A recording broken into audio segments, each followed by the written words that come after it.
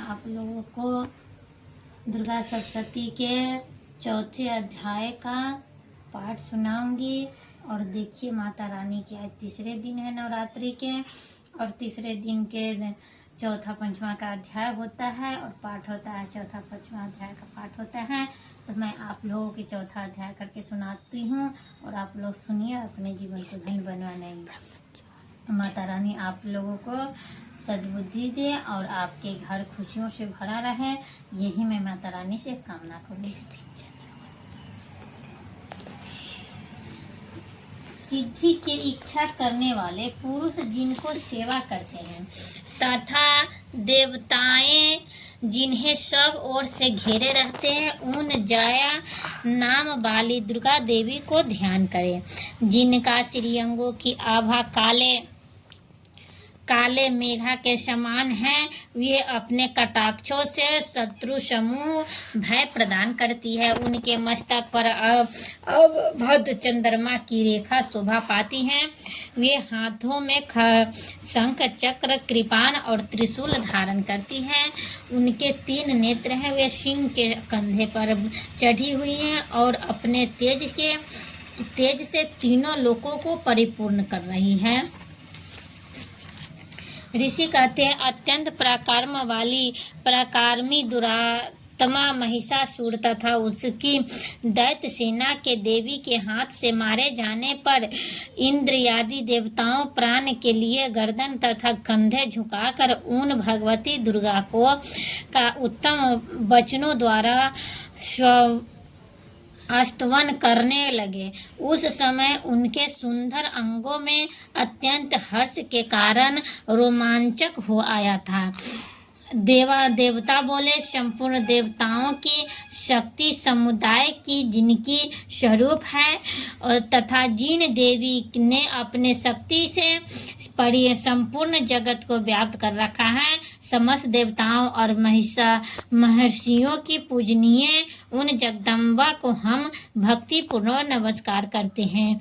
वे हम सब लोगों का कल्याण करें। जिनके अनुपम प्रभाव और बल का वर्णन करने में भगवान शेषनाग ब्रह्मा जी तथा महादेवी जी भी समर्थ नहीं थे, वे भगवती चंडिका का संपूर्ण जगत का पालन एवं अशुभ भय का नाश करने का विचार करके जो पुण्य आत्मा के घेरों से स्वयं ही लक्ष्मी रूप से पापियों के यहाँ दरिद्रता रूप से शुद्ध यंत्र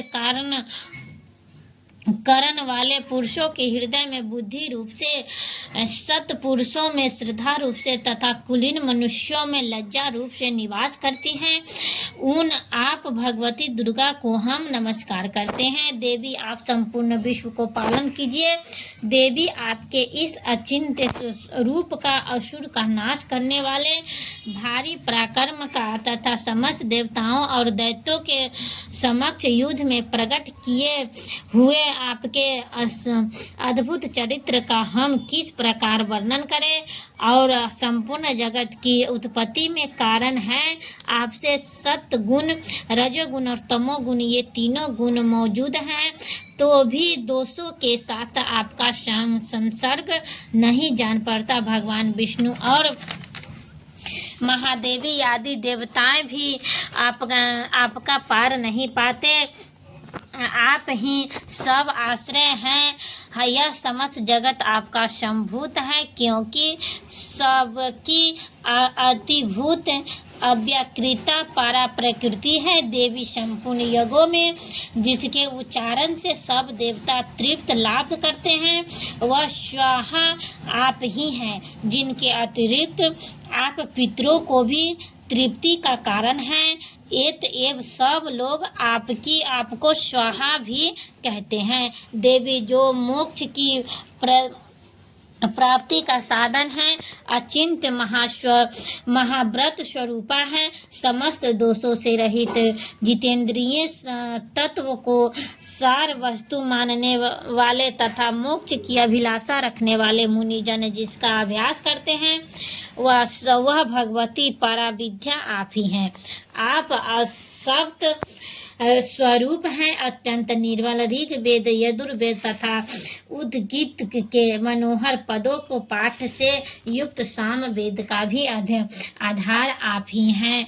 आप देवी त्रय, तीनों वेद और भगवती छहों ऐश्वर्य से युक्त हैं। इस विश्व की उत्पत्ति एवं पालन काल के लिए आप ही वर्ता, खेती एवं आजीविका के रूप में प्रकट हुई है। आप संपूर्ण जगत की घोर पीड़ा का नाश करने वाली है देवी, जिससे समस्त शास्त्रों का सार का ज्ञान होता है, वह मेघा शक्ति आप ही हैं।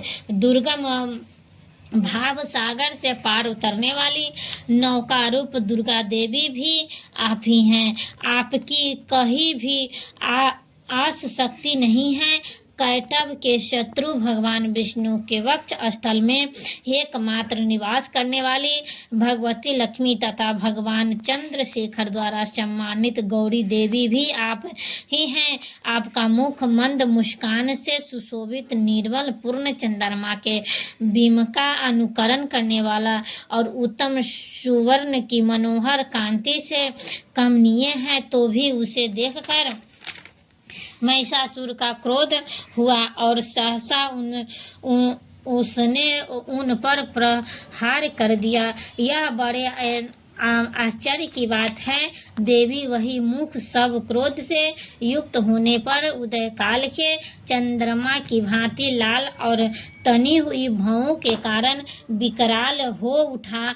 तब उसे देखकर जो महिषासुर के प्राण तुरंत नहीं निकल गए, यह उसमें भी बढ़कर आश्चर्य की बात है कि क्योंकि क्रोध में भरे हुए यमराज को देखकर भला कौन जीवित रह सकता है। देवी आप प्रसन्न हो।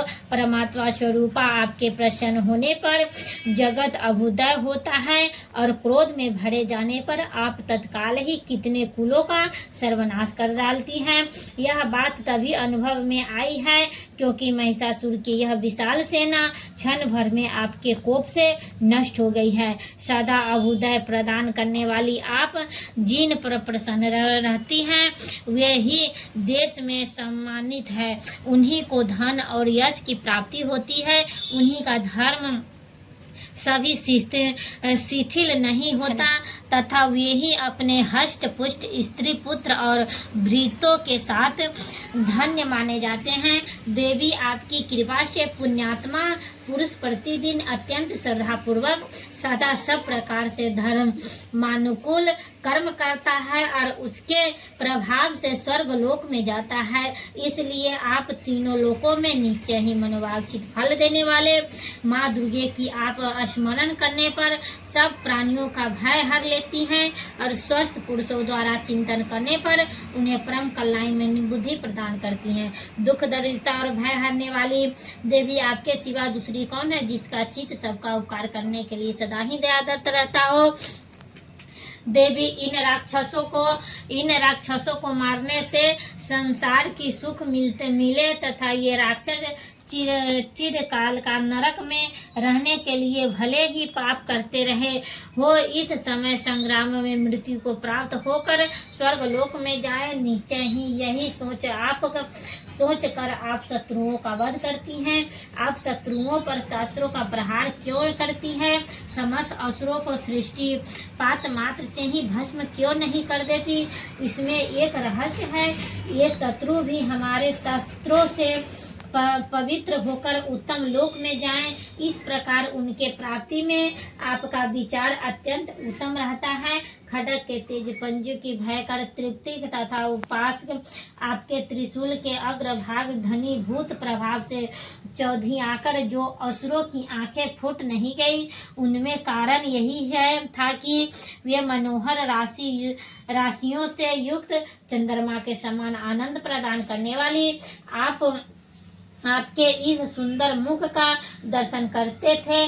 देवी आपका शील दुराचारियों के बुरे बर्तापों को दूर करने वाले तथा ही यह रूप ऐसा है जो कभी चिंतन में नहीं आ सकता और कभी दूसरे से तुलना नहीं हो सकती तथा आपके बल और पराक्रम को उन दैत्यों को भी नाश करने वाली जो कभी देवताओं के पराक्रमों को नष्ट कर कर चुके थे। इस प्रकार अपने शत्रुओं पर भी अपनी दया ही प्रकट की है। वरदायिनी देवी आपके इस पराक्रम की के साथ तुलना हो सकती है तथा शत्रुओं को भय बढ़ा देने वाली एवं अत्यंत मनोहर ऐसा रूप अभी आपके सिवा और कहाँ है। हृदय में कृपा और युद्ध में निष्ठुरता, ये दोनों बातें तीनों लोगों को भीतर केवल आप में ही देखी गई है। माता, आपने शत्रुओं का नाश करके इस समस्त त्रिलोक की रक्षा की है। उन शत्रुओं को भी युद्ध भूमि में मारकर स्वर्गलोक में पहुंचाया है तथा समस्त दैत्यों से प्राप्त होने वाले हम लोगों भय का भी दूर कर दिया है। आपको हमारा नमस्कार है।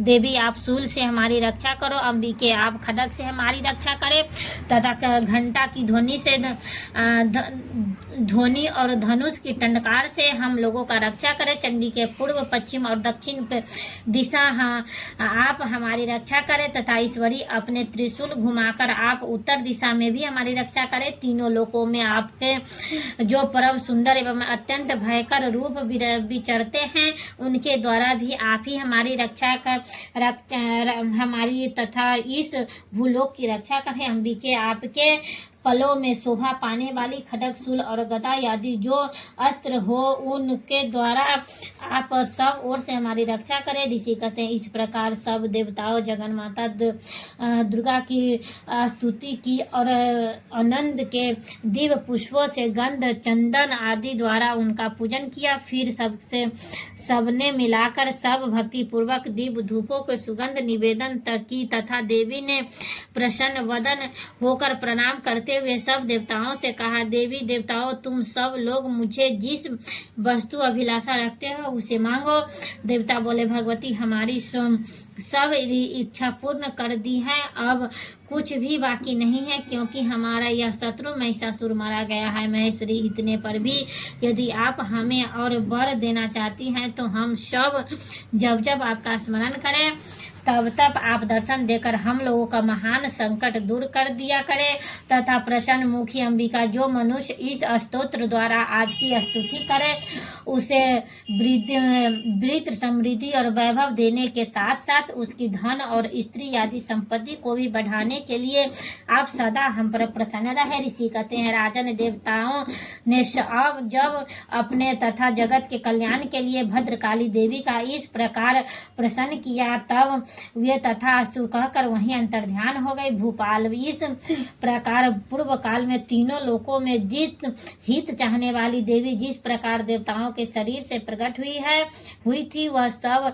कथा मैंने सुना है। अब पुनः देवताओं का उपकार करने वाली वे देवी दुष्ट दैत्य तथा शुंभ निशुंभ का वध करने एवं समस्त लोकों की रक्षा करने के लिए गौरी देवी का शरीर जिस प्रकार प्रकट हुई थी वह सब प्रसन्न के मुंह से प्रसंग मेरे मुंह से सुनो।